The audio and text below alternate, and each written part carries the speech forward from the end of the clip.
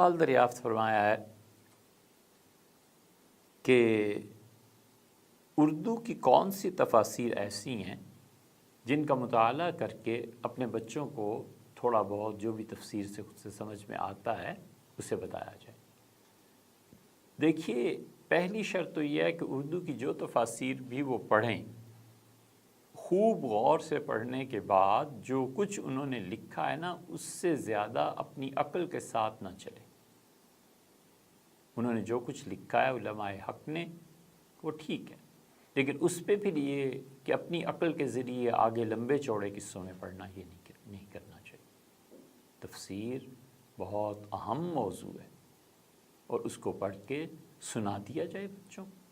اس کو پڑھ کے اپنے ذہن میں اچھی طرح پڑھنے کے بعد جو خاکہ مرتب ہوتا ہے، اور اس میں اس احتیاط کے ساتھ کہ وہ شریعت کی باقی حصوں سے نہ ٹکراتا ہو، بچوں کو بتا دیا جائے، بچوں کی ذہن سازی کی جائے، بالکل ٹھیک۔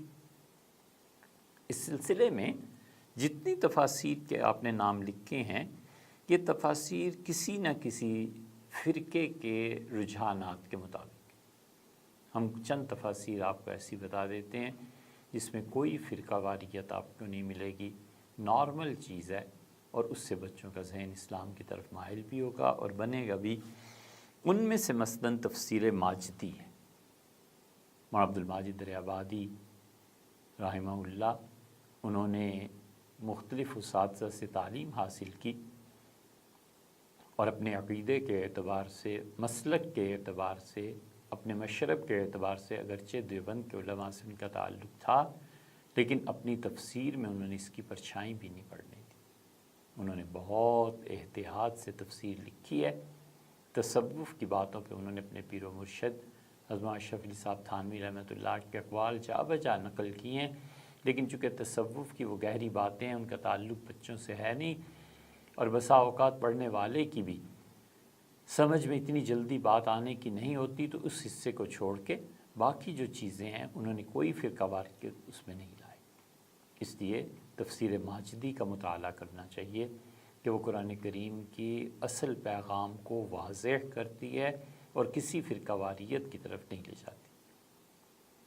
دوسری تفسیر اگر اس سلسلے میں آپ پڑھنا چاہیں تو پاکستان بننے کے بعد یہاں لاہور میں ریلوے اسٹیشن پہ آسٹریلیا مسجد ہے۔ کسی زمانے میں 19ویں صدی میں کوئی صاحب آسٹریلیا چلے گئے تھے اور انہوں نے آ کر یہ مسجد تعمیر کی، یا اس مسجد کی تعمیر میں کچھ حصہ لیا، تو اس وقت سے اس کا نام آسٹریلیا مسجد ہے۔ لاہور میں ریلوے اسٹیشن پہ بہت مشہور مسجد ہے، ہر کوئی جانتا ہے۔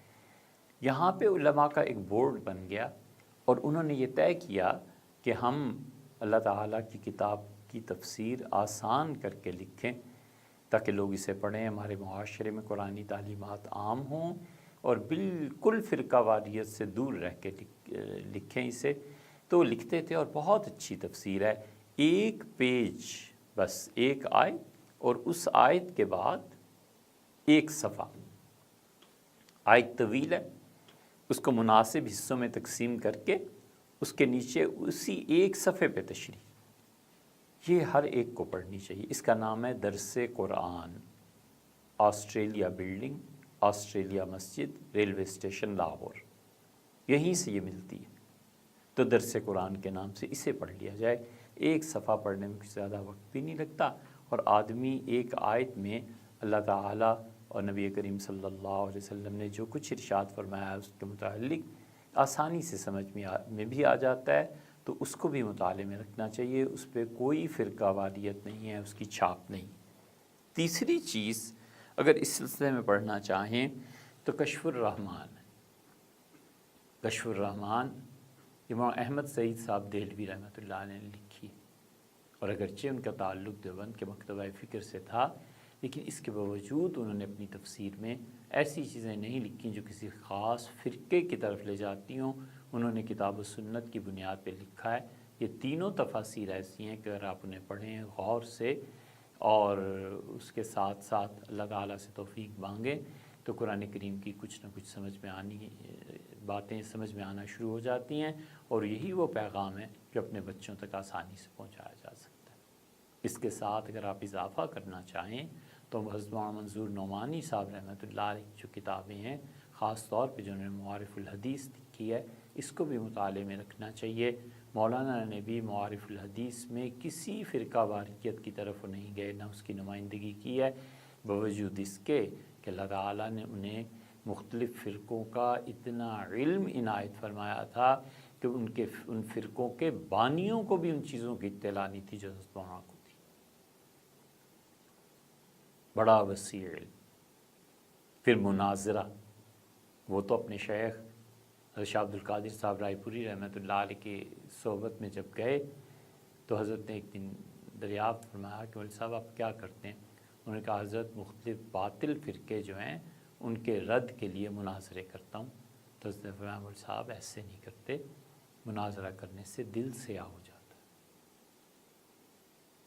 وہ اس کتب وقت رحمہ اللہ کی زبان میں اتنی تاثیر تھی، حضرت فرماتے تھے ایک دم سے جیسے سینے سے کوئی چیز نکل گئی ہو، مناظروں سے دل سرد پڑ گیا۔ بس ایک جملہ فرمایا تھا کہ مولوی صاحب ایسے نہیں کرتے، مناظرے سے دل سیاہ ہو جاتا ہے۔ اس پہ صاحب فتح القدیر رحمۃ اللہ علیہ نے، امام ابو حنیفہ رحمۃ اللہ علیہ نے اپنے صاحبزادے حماد رحمہ اللہ کو جو منع کیا تھا نا کہ مناظرے نہ کیا کرو، اور صاحب فتح القدیر رحمۃ اللہ علیہ کے حوالے سے ایک بات ہم نے پہلے بھی ریکارڈ کروائی تھی، وہ بھی سن لینی چاہیے۔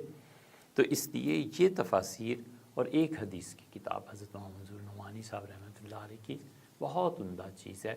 یہ چیزیں خود پڑھ کے سمجھنی چاہیے، اور پھر اس پہ مزید تشریحات کیے بغیر بچوں کو یہ چیزیں بتانی چاہیے تاکہ ان کا ذہن اسلام کے مطابق بنے۔